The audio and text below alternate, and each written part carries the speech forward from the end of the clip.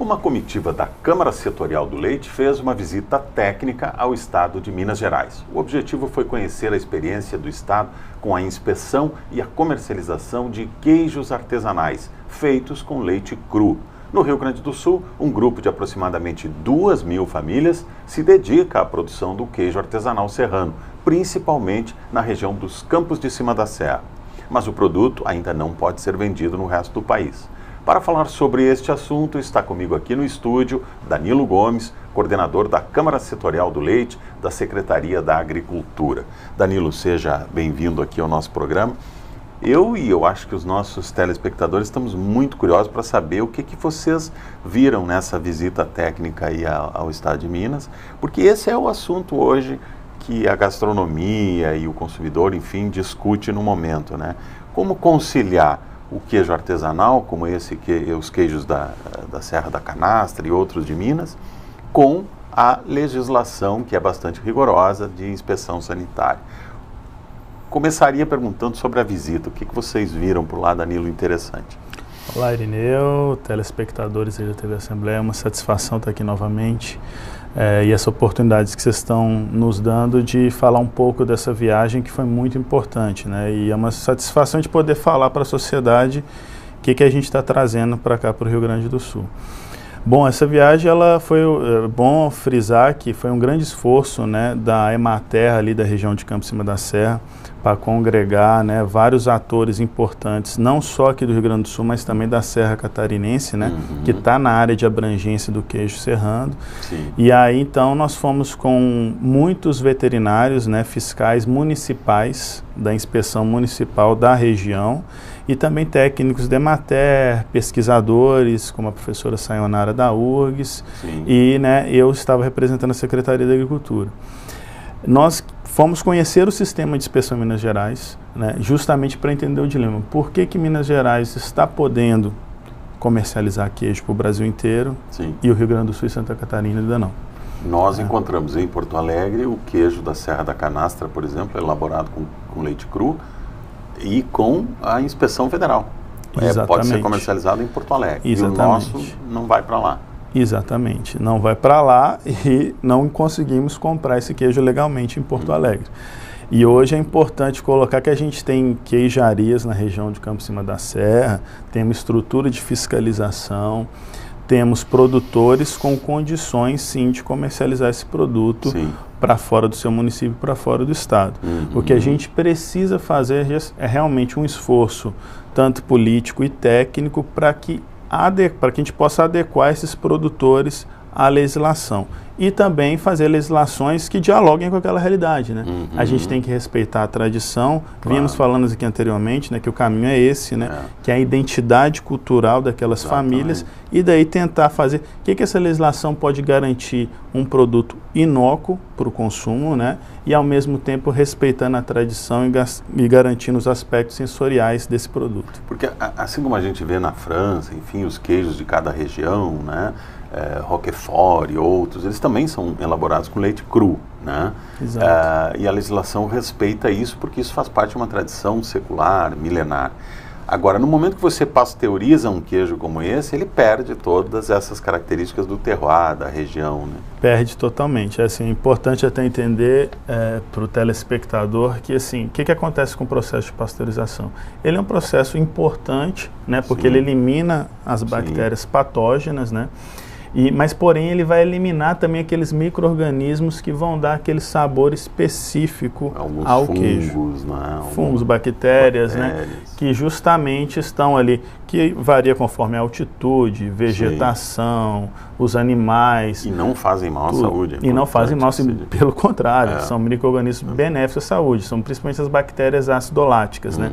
Muito benéficas para a saúde, estão presentes no leite cru, que vai ser a matéria-prima para elaborar esses queijos tão regionais, né, que preservam o terroir de cada local aí específico que a gente tem no Brasil e no mundo inteiro. Quer dizer, a ideia vai ser talvez encontrar uma legislação que olhe com mais atenção para essa questão cultural também, né? Exatamente. Quer dizer, uma legislação para esse tipo de produto, né? Uma coisa que eu sempre venho falando, assim, nós temos uma legislação que é o SPOA, que ele sofreu uma atualização, né? Ele ganhou uma atualização, não pode dizer que ele sofreu, recentemente, mas que ele trata muito dos produtos industriais. De grande escala. De grande escala, e que é muito importante realmente, porque imagina um laticínio que pega leite de centenas de propriedades, então o processo térmico é importante, a inspeção muito focada em processo, ela é muito importante, né, em toda a estrutura física. Agora, a gente tem que considerar, de uma perspectiva histórica, né, que a produção artesanal de alimentos ela é muito anterior ao processo industrial.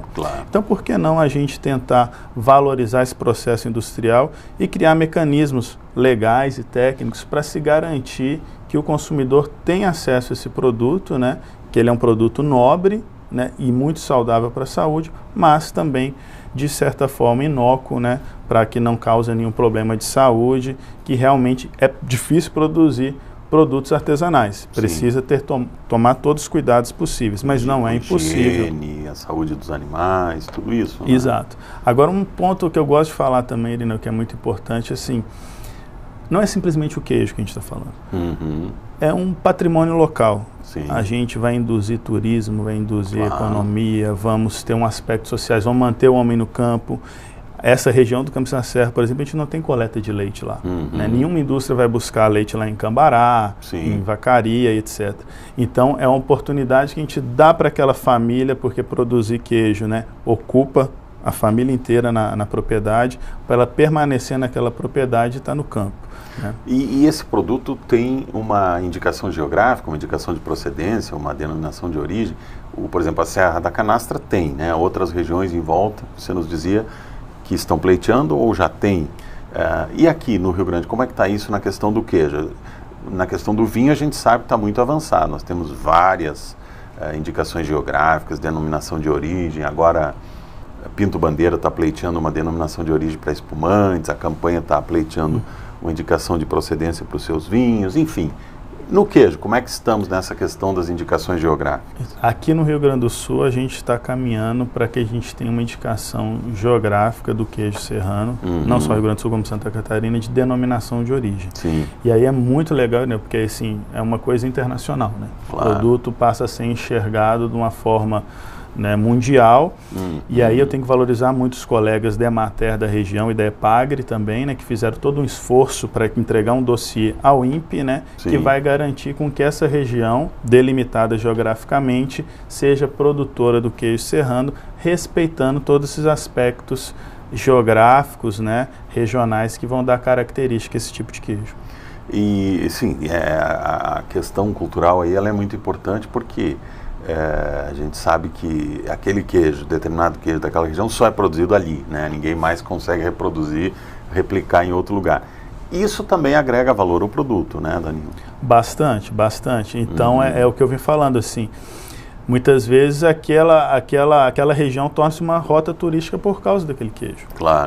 Então, isso em Minas Gerais, né, já está muito avançado. É impressionante como é que o mineiro, né, vem explorando a questão turística. As pessoas, né, vão lá para conhecer vão lá para conhecer, comer o queijo, e comprar o produto, e conversa com o produtor, e faz turismo rural, ecológico, né? Então isso tudo está ligado também à questão do queijo.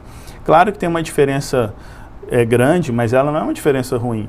O mineiro, ele já nasceu comendo queijo, tropeça em queijo, né? Então, assim, é uma coisa muito comum da vida do mineiro. Então, a valorização do produto queijo na sociedade mineira é muito grande. Não que na gaúcha não seja e não precisa ser, né? Aqueles produtores de lá, eles também têm que entender que o queijo é um produto muito importante para a região do Campos da Serra, que muitas vezes ficou como tarefa da mulher. Não que isso seja ruim, é muito importante. As mulheres ocupam um papel importante na produção de queijo, né? Diga-se de passagem, né? A maioria das vezes são elas que fazem os queijos, mas na evolução da história isso ficou como uma tarefa um pouco pejorizada.